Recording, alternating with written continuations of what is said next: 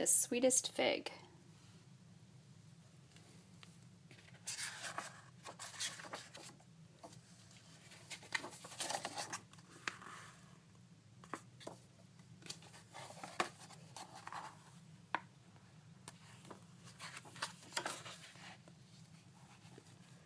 Monsieur Bibbit, the dentist, was a very fussy man.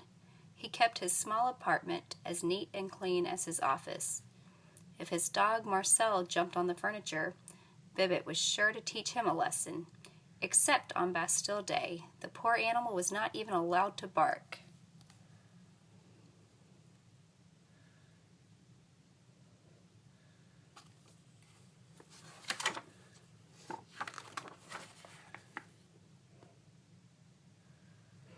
One morning, Bibbit met an old woman waiting at his office door.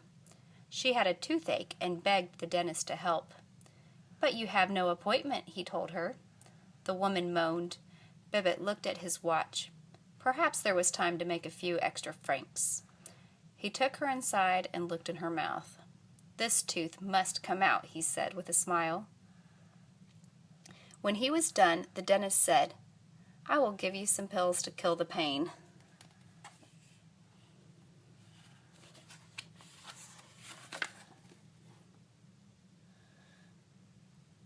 The old woman was very grateful. "I can't pay you in money, but I have something much better." She took 2 figs from her pocket and handed them to Bibbit. "Figs," he said angrily. "These figs are very special," the woman whispered. "They can make your dreams come true." She winked at him and put her finger to her lips. It was clear to Bibbit that the woman was crazy. He set the figs down and took her by the arm. When she reminded him about the pills, he said, "I'm sorry, only for paying customers," and shoved her out the door.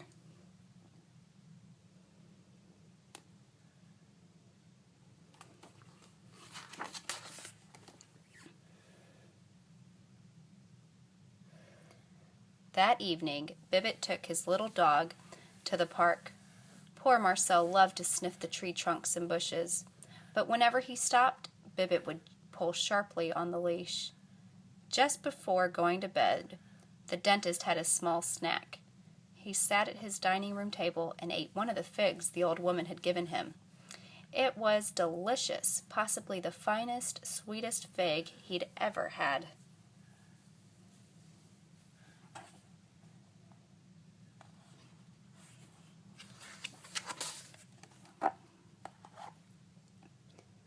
In the morning, Bibbit dragged Marcel down the stairs for his morning walk. The steep steps were hard for the short-legged dog, but Bibbit wouldn't think of carrying his pet.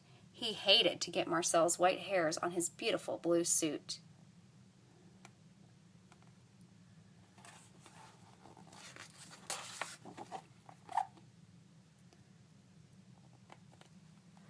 As he walked along the sidewalk, Bibbit could not help noticing people looking at him.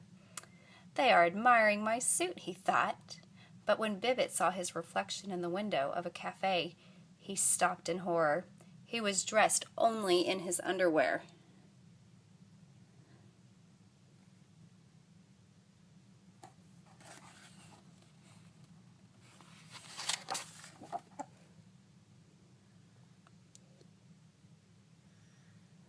The dentist turned and ran into an alley. "Sacre bleu," he thought. "What has happened to my clothes?" Then he remembered the dream he'd had last night. In his dream, he'd stood in front of that very cafe dressed in his underwear. Something else had happened in his dream, and Bibbit struggled to recall it. Marcel, looking out from the shadows of the alley, began to bark. The dentist looked up and saw the rest of his dream come true.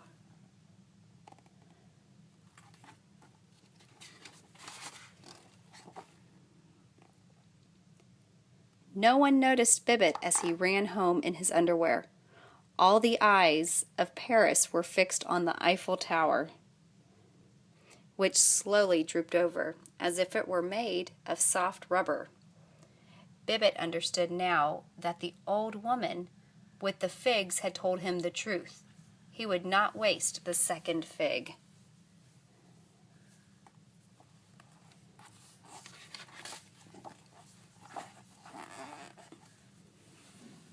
Over the next few weeks, as reconstruction of the Eiffel Tower began, the dentist read dozens of books on hypnotism.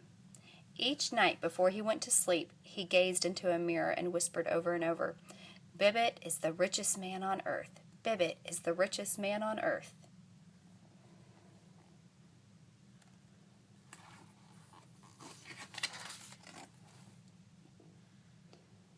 Soon, in his dreams, that's exactly what he was. As he slept, the dentist saw himself steering his speedboat, flying his airplane, and living in luxury on the Riviera. Night after night, it was the same.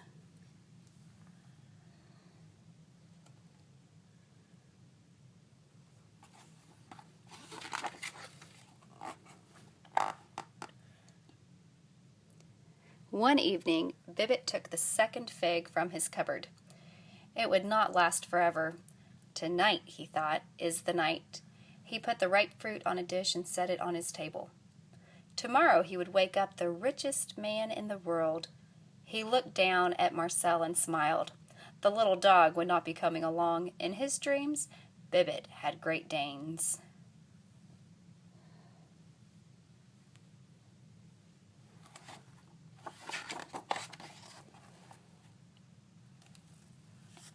As the dentist reached into his cupboard to take out some cheese, he heard the crash of breaking china. He turned to see Marcel standing on a chair with his front paws on the table, chewing the last of the fig.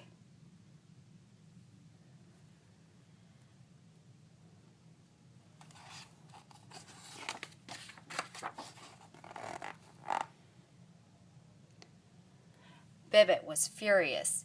He chased the dog around the apartment.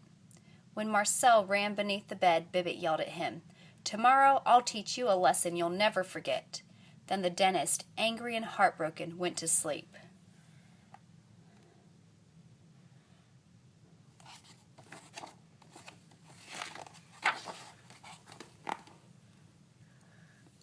When he woke up the next morning, Bibbit was confused. He was not in his bed. He was beneath it. Suddenly, a face appeared in front of him. His own face. "Time for your walk," it said. "Come to Marcel." A hand reached out and grabbed him. Bibbit tried to yell, but all he could do was bark.